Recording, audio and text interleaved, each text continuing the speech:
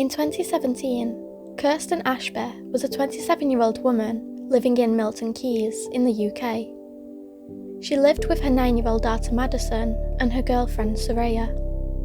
Kirsten was a warm and outgoing woman who got on well with new people and enjoyed socialising.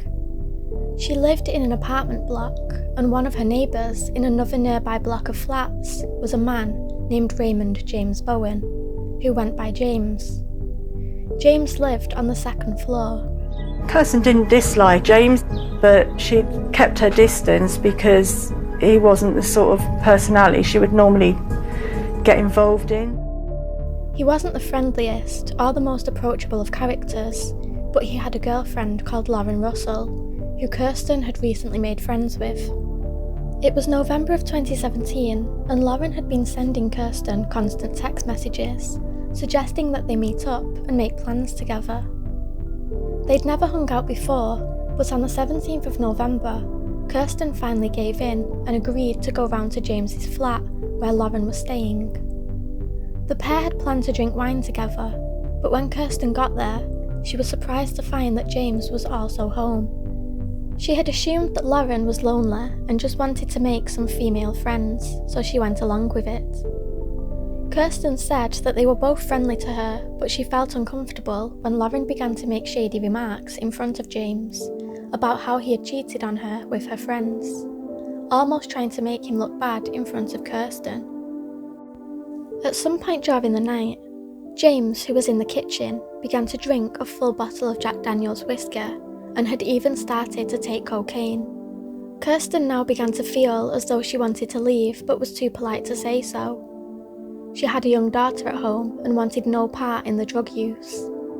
Due to this, James's behaviour had become increasingly more erratic as the night progressed.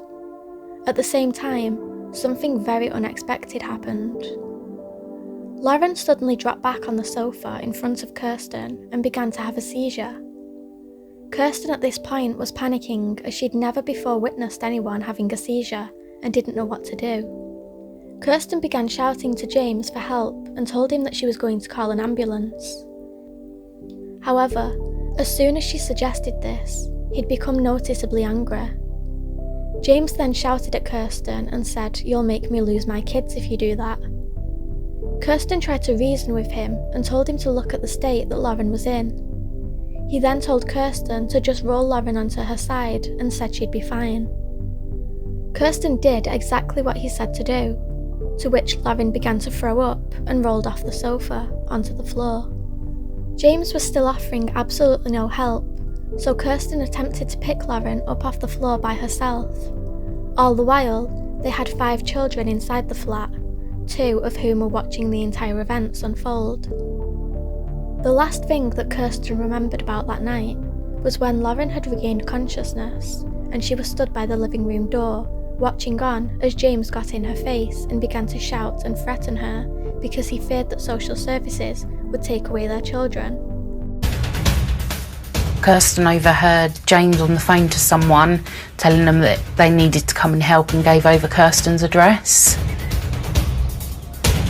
So she swiftly left the flat, worried about what was going to happen next. But she left their phone. She then phoned 999 from her house phone to report what had been happening. But moments later, while waiting for the police, Kirsten's home phone rang. It was Lauren, who seemed to have recovered, telling Kirsten that she'd forgotten her phone and asked if she wanted to come back to the flat to get it. Kirsten said, "Well, I'm not going back up there as long as he's there." And Lauren assured her that he'd left and that it was safe to go and just collect her phone. Kirsten reluctantly returned to James's flat, but to her horror, when she arrived, James was still there. He threatened to burn Kirsten's house down and told her, "You don't think I'll do it?" Lauren then spoke out and said to him, "No, I don't think you'll do it. Kirsten, what do you think?" Almost as if to encourage James, as if this was entertaining for her. Kirsten was very confused and intimidated by the both of them at this point and answered no, that she didn't think that he would burn her house down. This seemed to be the green light for James, and with that, while stood inside his living room in front of his children, James threw petrol over Kirsten, took out his lighter, and lit her on fire. Kirsten could not run out of the flat because of these two children that were stood by the door, and if she would have gone near them, they would too have been burnt. Even whilst on fire, burning, she was still thinking of others. She also couldn't run to the other side of the room because James had set out more alcohol bottles, and alcohol had also been poured all over the floor, so if these caught fire, the whole flat would have gone up in flames. Kirsten said that she remembered seeing James's face smirking as she dropped to her knees in agony and her face began to melt away. He stood smoking a cigarette whilst he set it alight with a smug look on his face. Kirsten tried running her hands through her hair to bat out the flames, but to no avail. With nowhere to run to, Kirsten fell to her knees. Zane, who lived next door to James and Lauren. I'm in bed and I hear some arguing going on. Then around a half an hour later, I hear some insane banging on the door. I mean, serious banging, like somebody's, in terror. So I go to my front door and opened it. Lauren's standing there. She's got one child under her left arm, one child under her right arm. As I open the door, she starts to go forward and she looked at me, she said, "Zane, fire." Fearing that there was a fire in Lauren's flat, Zane rushed to investigate. So I got to James and Lauren's house and basically I turned to the right. I didn't see anything, and then when I turned back around, I saw James standing there. James wouldn't look at me in the face and he had a really strange aura about him. I can't describe it or explain it. I said to him, "James," and he wouldn't look at me. He just simply ran outside of the door. With no idea what had happened, but smelling petrol fumes, Zane went to search the flat looking for any sign of a fire. What he saw next was horrifying. I see somebody on the floor smouldering, happen really quickly. I then see that it's Kirsten. I can see the colour of her hair, I can see the jumper that she's wearing. Worst thing I've ever seen in my life.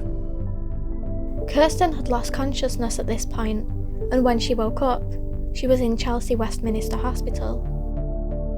Sadly, Kirsten had sustained life-changing injuries that left her unrecognisable. She was left with layers of her skin on her face melted away, as well as her shoulder-length dark hair that had been burnt to a cinder. She also had third-degree burns to her head, face, hands, arms and upper body. Kirsten was left with no fingertips and no ears. Kirsten's parents, Lynn and Paul, had to take care of their grandchild Madison whilst Kirsten fought for her life in the hospital. Kirsten was placed in a medically induced coma so that her body could deal with the shock and the pain caused by the extensive burns. Very slowly, she started to pull through. The only thing getting her through were the dreams that she was having of her daughter Madison. She said that in one of her dreams, she was given an option whether she wanted to live or die. At first, she said, "I chose to die. I was going down, I was falling and falling, and then I got given a second chance." She was asked the question again, but this time, her daughter Madison popped into her head, to which Kirsten said, "No, I'm going to live." "I came back up and carried on fighting my way through," she said. When Kirsten woke up from her coma after 4 long weeks, she couldn't move or talk. She said that the first time Madison came in to see her after the attack, she was just excited to tell her all about her day at school. She kept looking at her mother's injuries in a concerned way, but began to stroke Kirsten's arm. Kirsten spent 6 months in the hospital and underwent 80 operations to rebuild her face and body. It was thought that she wouldn't survive the attack, but despite all odds, Kirsten fought hard and eventually began to recover. Kirsten's parents described her as a stubborn soul who battled on through the pain. Over several months, Kirsten had facial reconstruction and learned to talk again. Kirsten was able to reassure her daughter, who didn't recognise her at first, that she was still her mum, and could finally tell her family exactly what had happened that night when she went back to Lauren and James's flat to get her phone.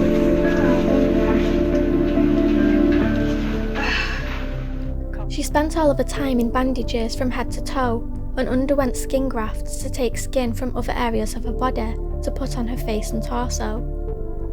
She had to have her fingers amputated, leaving her unable to feed herself or take care of her basic needs on her own.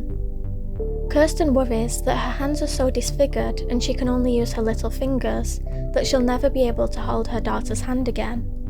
But Madison thinks that her mother is a superhero, even though she still has nightmares about what happened to her. Kirsten is still psychologically traumatized and obviously upset about the way she looks. However, the biggest problem is that she can no longer use her hands, so is unable to do many things that she was able to do before, and is now having to find new ways to adapt to her life-changing injuries. Meanwhile, during James Bowen's trial at Luton Crown Court, he admitted his guilt at a single charge of attempted murder, whilst his girlfriend Lauren Russell, whom Kirsten had been trying to help that night, stuck by his side, and even blew kisses to him from the dock during his sentencing. James showed no remorse in court, and he was quite disrespectful in court, speaking to his girlfriend, "I loving you," over through the glass, and he just wasn't remorseful. James was eventually given 19 years in prison. It was discovered that in the week before the attack, James had also been telling his girlfriend that he was going to set her mother's house on fire and watch it burn, meaning that he must have been fantasizing about burning something or someone for a while. In the aftermath, Kirsten's parents said that their home of 34 years wasn't suitable for Kirsten to live in after she was discharged from hospital, and the horrific extent of her injuries means that she will always need care. Due to this, they are now in the process of trying to find bigger accommodation for all of them to live in. An online GoFundMe page that was set up for Kirsten to help with any costs that may arise has now reached just under the £34,000 mark. I have linked this in the description below.